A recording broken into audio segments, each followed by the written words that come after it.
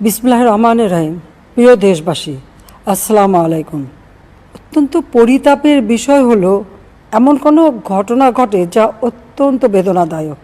কিছু মহল এই আন্দোলনের সুযোগটা নিয়ে অনাকাঙ্ক্ষিত উচ্চাবিলাস চরিতার্থ করার সুযোগ নিয়ে সন্ত্রাসী কর্মকাণ্ডে লিপ্ত হয়। এর ফলে এই কোমলমতি শিক্ষার্থীদের আন্দোলনকে ঘিরে যে সকল ঘটনা ঘটেছে তা খুবই বেদনাদায়ক ও দুঃখজনক।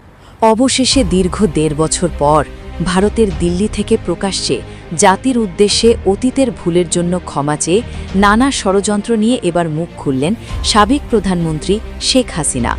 ৫ আগস্ট ছাত্র জনতার তীব্র আন্দোলনের মুখে শেখ হাসিনা দেশ ছেড়ে ভারতে পালিয়ে যাওয়ার পর আওয়ামী লীগের অস্তিত্ব হুমকিতে পড়ে, নেতৃত্ব শূন্য হয়ে পড়ে দলটি।